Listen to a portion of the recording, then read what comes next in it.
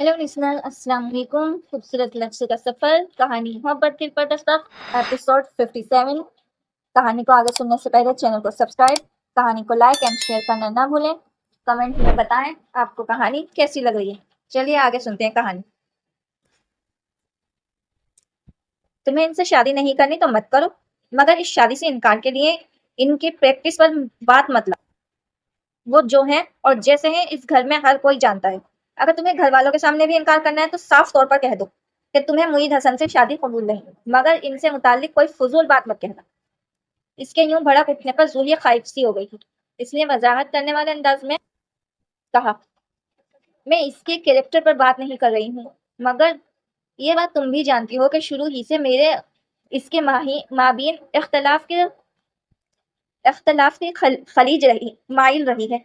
अब की बार इसके लफ्जों में शरा अंग्रेजी की झलक नहीं थी, सो अपनी ताबा के मुताबिक सबा को भी ठंडा होना पड़ने में पल भर भी नहीं लगा था। तुम सिर्फ गलत फहमी के शिकार हो रही, नफरत की नहीं। भला कोई मोहित भाई से भी नफरत कर सकता है? चलो मान लिया बेजारी और उकताहट है।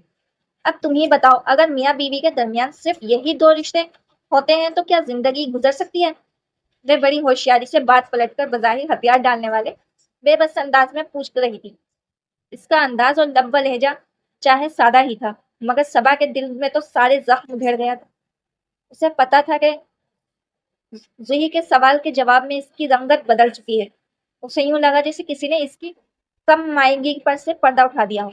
वह खुद में चोर सी बन गई। वो भी तो एक ऐसा ही रिश्ता भुगत रही थी।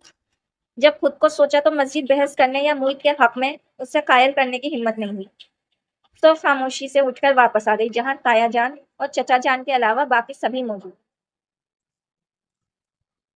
कढ़ी किधर है? एमाद ने देखते ही इस्तफार किया तो उसे होठों पर जबरन मुस्कुराहट फैलाना पड़ी। बुढ़ी बहुत खुश है, इसलिए शर्मा कर अपने कमरे में चली गई है। मुईद ने अजनबी निगाह सबा की फीकी रंग पड़ी रंगत पर डाली, फिर दोबारा नौफिल की तरफ मुतवजा हो गया। मैं तो पहले ही कहता था कि लड़का सीधा साधा नहीं बल्कि घुन्ना है। एमाद ने गोया मुईद की टांग खींचना चाहिए। क्यों भाई? नौफिल भी मुस्कुराता था। वह पहलू बचा गया। मुझे तो खुद भी पता चला है, ऐसा जुल्म हमारे घर की तारीख में कहीं भी दर्ज नहीं। अनस ने ऐलान किया था। जरूरी तो नहीं कि जो काम कभी पहले ना हो हुआ हो वो अब भी नहीं हो सकता। वो अब कभी हल्की सी मुस्कुराहट के साथ कह रहा था। सबा को इसके अंदाज पुरजोश गवारियत ने उसे अपने हिसाब में ले लिया था। कम मुईद का रद्द अमल जूही की तरह शदीद नहीं था। मैं तो पहले ही कह रही थी, जूही आपी के जो डिशेस पकाना वो सीख रही हैं वो सब मुईद भाई की फेवरेट है, मगर वो मान ही नहीं रही थी। हमरा बहुत पुरजोश हो रही थी। अब फिर इससे मत कह देना ये सब मुश्किलों के साथ तो वे किचन में घुसती है, चची जान ने फौरन कहा था। कौन सा कहीं पराए घर जा रही है, आहिस्ता आहिस्ता सब सीख जाएगी। मरियम फुप्पो जुहीर की साइड ले रही। मैं तो पहले ही कहती हूँ कि बच्ची पर ख्वाह मुख्वाह की जिम्मेदारियां मत डालो। सारी उम्र के काम है ये तो। ताई जान ने भी इसकी ताईद में कहा था। लो जी, छुट्टी हुई, यानी बच्ची की सबको फिक्र है, बच्चे की परवाह नहीं। इसके काम कौन करेगा? एमाद को इख्तलाफ हुआ था। मोहित भाई याद करें आप ही की कुकिंग के करिश्मे, और फिर इनकी रोशनी में जरा अपना मुस्तकबिल देखने की कोशिश करें। जावेद ने उसे डराने की कोशिश की थी। शर्म करें आप लोग, एक तो बैठे बिठाए इतनी अच्छी लड़की रिश्ता मिल गया है, ऊपर से आप लोग नाशुक्रापन दिखा रहे हैं। सबा ने इन सबकी क्लास ली थी। मैं तो कहती हूँ कि एक अच्छे से फंक्शन में मंगनी की रस्म अदा हो ही जानी चाहिए। मरियम पुप्पो ने राय दी थी। वो खुद भी हल्ले गुल्ले की आदी थी, तो ऐसे फंक्शन की सबसे बड़ी हिमायती वही होती थी। अब भी वो सब इनकी तरफ से मुतवजा हो गए थे। रात काफी देर तक वे दोस्ताना सी महफिल सजाए रहे थे, मगर सबा चाहते हुए भी इन सबको नौफिल और जाले का कॉन्ट्रैक्ट साइन करने वाली खुशखबरी नहीं सुना पाई थी। वे सब जुई और मुईद की मंगनी के मुअत्तक फंक्शन के मुतालिक बहुत पुरजोश हो रहे थे, और सबा को जूही की फिक्र खाई जा रही थी। फिलहाल तो वे खामोश हो रही थी, मगर सबा जानती थी कि वे जरूर कुछ उल्टा सीधा करने की कोशिश करेगी। इन्हीं ख्यालात में खोई व गैर मुतवजा सी बैठी थी, तभी चची जान की 2 मरतबा पुकारने पर गड़बड़ा सी गई। क्या कह रही हैं चची जान? ये लो बैठिए, बैठे बैठे किस दुनिया की सैर को निकली हुई थी। अनस को हंसी आई थी। तुम क्यों इतनी खामोश सी बैठी हो? चची जान ने उसे टोका था। नहीं तो, वह सटपटा गई। तुम पहले भी ज्यादा नहीं बोलती थी, मगर अब तो और भी संजीदा हो गई हो। निकी तो आते ही उसे नोट कर चुकी थी। सबको अपनी तरफ मुतवजा पाकर वह कंफ्यूज होने लगी। कब कोई संजीदा हुई हूँ? यूं ही बस नींद आ रही है। भाई हमारी सभा यूं ही अच्छी लगती है, संजीदा और सोबर। नौफिल के तो ऐश है। मुईद का हाल देखना, सारी तनख्वाह जुई की आइसक्रीम पर खर्च होकर रहा करेगी। एमाद के कहने पर वे बेसाख्ता सी हंसती थी। और नौफिल हमारी सभा की खोज में इसकी हंसी की खनक को खंगालने लगा। वाकई यार, किसी रोज तुम आकर पूछोगे कि क्या पकाया है तो वो बताएगी। वनीला आइसक्रीम और चॉकलेट क्रंच, अनस ने कहा तो ताई जान ने उसे डांट दिया। शर्म करो तुम लोग, क्यों इस बेचारी को बदनाम कर रहे हो? जब मोहित भाई को एतराज नहीं तो फिर इन सब की बातें क्या मायने रखती हैं? निगी ने कहा था। बिल्कुल जी, ये तो दिलो व नजर के मामले हैं। एमाद ने अपनी शरारत को बड़े मुअद्दबराना अंदाज में छुपाया था। बड़ी की मौजूदगी के बाइस मोहित खंजर सा उसे घूर कर दे गया। बस यारो, इसी से पर्दादारी ही रही है और कुछ नहीं। अनस ने भी धीमी आवाज में शरारत समोकर कहा तो वह हल्की सी सांस भरते हुए नौफिल को देखने लगा, जो इनकी बातों पर मुस्कुरा रहा था।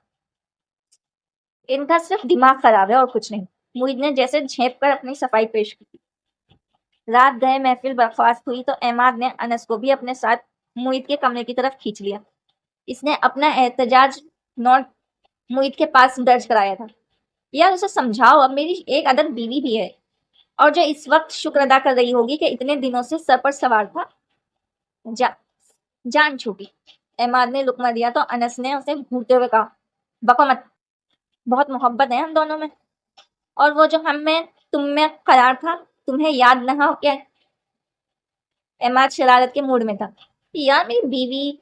अनस ने मिस्किन सी शक्ल बनाई तो मोहित को हमेशा की तरह इस पर तरस आ गया। जाने दो यार। पहले तो एमाद मानकर ही नहीं दिया, फिर मोहित की थोड़ी सी बहस के बाद अनस की जान छूटी तो वे दोबारा से निकल भागा। वे दोनों एक दूसरे की तरफ देखकर बेख्तियार हंस दिए। वे कपड़े तब्दील करके वॉशरूम से निकली तो नौफिल बेड टाउन से टेक लगाए आंखें मूंदे नींद दराज था। वे ड्रेसिंग टेबल पर रखी नाइट क्रीम उठाकर खोलते हुए ऊंची आवाज में बोली, अम्मी ने आपका नाइट सूट भी रखा है, चेंज कर लें। वह आंखें खोलकर उसे देखने लगा। इसकी तरफ से लापरवाही बरतते हुए भी वह आईने में खुद पर मरकूज इसकी नजरों को महसूस कर रही थी। वैसे आपको दूसरों के सामने अपनी मजलूमियत जाहिर करने का कुछ ज्यादा ही शौक नहीं? हमला बहुत अचानक था। वह तहरीर के मारे इसकी तरफ मुड़ी।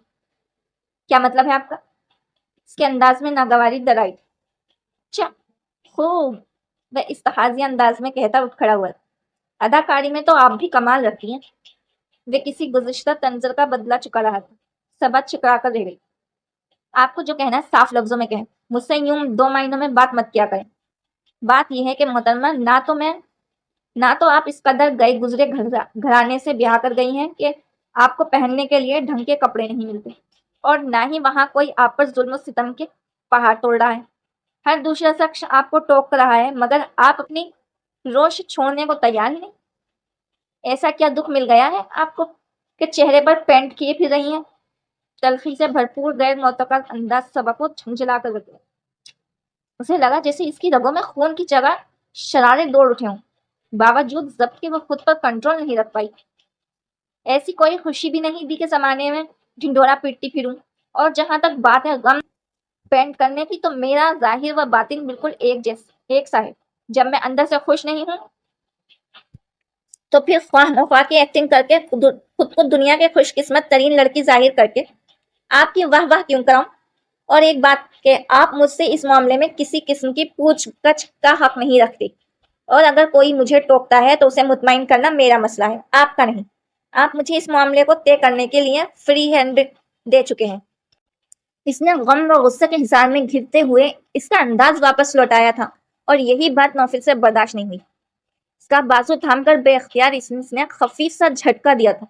इसकी गिरफ्त बहुत संग दलाना थी, मगर सबा ने लब भींचकर अपनी कराह रोक ली। वह सुलगते हुए लहजे में बोला था, मैं आपसे पहले भी कह चुका हूं कि बात करते हुए हमारे आपसी रिश्ते को ध्यान में रखा करें। सबा का टूट कर रोने का जी चाहा, मगर इस कदर शक्ल कल्ब इंसान के सामने کمزوری دکھانے کا مطلب تھا اس کے جبڑے کے آگے ہتھیار ڈال دینا، اور ایک دفعہ اس کی آنکھوں میں آنکھیں ڈالنے کی ہمت کرنے کے بعد وہ اتنی آسانی سے سرنڈر نہیں کرنا چاہتی۔ تلخی سے بھرپور لہجے میں بولی، اسی رشتے کو دھیان میں رکھ کر بول رہی ہوں، کبھی خود دھیان سے اس رشتے کا تعین کر لیں تو آپ کو مجھے ٹوکنے کی کبھی ضرورت پیش نہ آئے۔ یہ صرف مجبوری کا سمجھوتے اور میری بے بسی کا رشتہ ہے، کچھ نہ کر سکنے کی بے بسی، اور میں ہمیشہ اس رشتے کو دھیان میں رکھتی ہوں۔ میں نے آپ سے یہ بھی کہا تھا کہ آپ کے نام کے ساتھ میرا نام جڑا ہوا ہے، اس لیے آپ کی ہر خوبی یا خامی میرے سر رکھی جائے گی۔ جب تک ہمارے درمیان یہ تعلق ہے تب تک تو میں آپ کو من مانی کی اجازت نہیں دے سکتا، اور خود پر آنچ آنا تو فوراً افورڈ ہی نہیں کر سکتا۔ ویسے یاد دہانی کرا رہا تھا۔ صبا کو لگا جیسے اس کے دل کو کسی نے کچل ڈالا ہو، رگ رگ میں اذیت کا احساس دوڑ اٹھا تھا۔ جب تک تو یہ حقیقت ہے اس رشتے کی کہ اس کے لیے وہ جب تک یہ رشتہ برقرار ہے جیسا جملہ بھی بول سکتا ہے۔ تو مجھ سے کس بنیاد پر آپ یہ توقع رکھتے ہیں کہ میں ہر جگہ آپ کا علم بلند کرتی پھروں؟ وہ چیخ کر رہ گئی۔ دکھ، عظیم تر دکھ، وہ منو مٹی تلے دبتی چلی جا رہی تھی، مگر یہاں دکھ سننے والا کون تھا؟ وہ اس کے بازو میں انگلیاں گڑائے جتانے والے انداز میں بولا، میں نے آپ سے کبھی یہ نہیں کہا کہ آپ میرے اور اپنے مابین موجود تعلقات کی نوعیت کو چھپا کر مجھ پر کوئی عظیم احسان کریں۔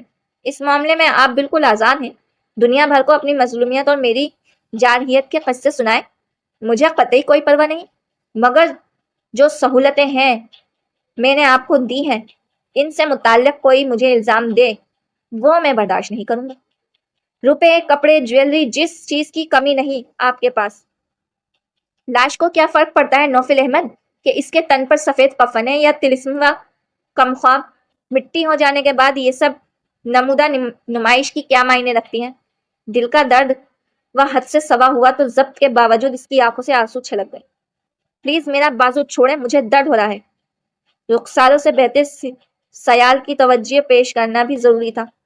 وہ رندھی ہوئی آواز میں بولی تو وہ جو اس کے لفظوں پر اپنے اندر عجیب سا اضطراب مچلتا محسوس کرتا ساخت کھڑا تھا، فوراً ہی اس کا بازو چھوڑ کر پلٹا اور واش روم میں گھس گیا۔ وہ ہاتھوں میں منہ چھپائے سسک اٹھی۔ اس قدر سنگ دل ہو نوفل احمد، التفات کی ایک نظر بھی نہیں ڈالتے اور سونے چاندی میں تولنے کی بات کرتے ہو؟ کس کے لیے بناؤ سنگار کرنے کا کہتے ہو؟ زمانے کے لیے؟ تو میں نے پہلے بھی کبھی سجنا سورنا گوارا نہیں کیا تھا، مگر تم سے رشتہ جوڑنے کے بعد تو شاید مجھے ایک نئی صبا کو جنم دینا پڑے گا۔ شدید چہرہ پر غصے اور طمانینت کے نقاب چڑھائے سب کو اپنی سکھ بھری آئیڈیل زندگی کے قصے سناتی صبا